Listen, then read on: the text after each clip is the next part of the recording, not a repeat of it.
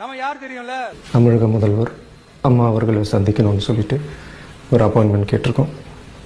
அவங்க கூடிய சீக்கிரம் எங்களை மீட் பண்ணுவாங்கன்னு நாங்கள் நம்புகிறோம். கலைஞர் அவர்களுக்கு ஒரு சிலை வைக்கணும்னு நான் ரொம்ப ஆசைப்படுறேன்.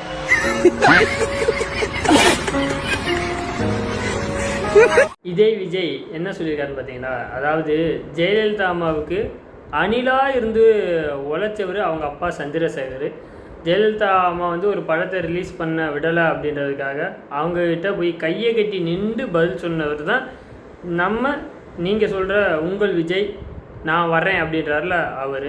அதுக்கப்புறம் தமிழ்நாட்டிலேயே எந்த கட்சி தலைவரும் சொல்லாத பெரிய விஷயத்த வந்து நம்ம அண்ணன் விஜய் அண்ணன் சொல்லியிருக்காரு. என்ன சொல்லியிருக்காரு அப்படின்னு பார்த்தீங்கன்னா, அதாவது நம்ம விஜய் மாமா சொல்லியிருக்காரு. என்ன சொல்லியிருக்காருன்னு பார்த்தீங்கன்னா, ஐயா தமிழ் போற்றிய வள்ளல் அப்படின்னே சொல்லலாம். பேனா சிலைக்கு உருவம் தந்த வள்ளல், மெரினா கடற்கரை 2 ஏக்கரை ஆட்டையை போட்ட வள்ளல், 5G 2G ஊழல்கள்லாம் தலைமை தாங்கிய வள்ளல், தமிழ்நாட்டை நாசமாக்க காரணமாக இருந்த முக்கிய பெரும்புள்ளி அப்படின்னே சொல்லலாம்.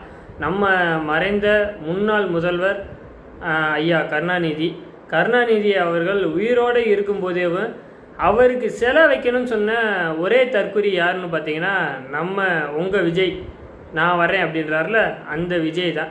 இவரெல்லாம் முதலமைச்சர் ஆக்குனா டிஎம்கேவுக்கும் இந்த டிவிகேவுக்கும் உள்ள வித்தியாசம் என்னன்னு சொல்லி தெரிஞ்சிடும். ஏன்னா எல்லாம் ஒரே தாங்க.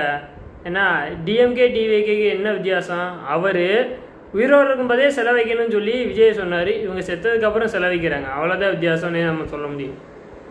இவரெல்லாம் தமிழ்நாட்டில் முதலமைச்சராகி என்னத்தை சாதிக்க போகிறோம்னே தெரியல. ஒரு கொள்கையும் இல்லாத ஒரு குப்பை கட்சி தான் இந்த டிவிகே கட்சி. அதுபோக இவருக்கு பேப்பரை பார்த்து படிக்கிற அளவுக்கு கட்சி வளர்த்துருக்காரு.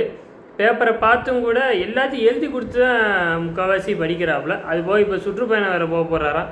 சுற்றுப்பயணம் வெற்றி அடையணுமா இல்லை இதாகுதான்னு தெரியல. பார்ப்போம். இவர் சுற்றுப்பயணத்தை பண்ணி அப்படியே கம்பராமாயணம், சிலப்பதிகாரம், மணிமேகலை, வளையாபதி குண்டலகேசி இதெல்லாம் அப்படியே படித்து மக்களுக்கு அப்படியே தமிழ் புலமை அப்படியே வளர்த்துற போகிறாரு. பேப்பரை பார்த்தே ஒழுங்காக படிக்க தெரியல. இவர் தமிழை தமிழ் மக்களுக்கு நல்லது பண்ண போகிறாராம். இருக்க காசு செலவு பண்ணிவிட்டு திரும்ப கட்சியில் வந்ததுக்கப்புறம் தமிழ்நாட்டு மக்கள்கிட்ட கொள்ளையடிக்க தான் போகிறாங்க. பார்ப்போம் பொறுத்திருந்து. டிவிகே முதலமைச்சரா இல்லை டிவிகே சொல்ல வேண்டாம் எந்த நிலைமையில் இருக்குன்னு வர்ற 2026 பார்த்தா தெரியும்.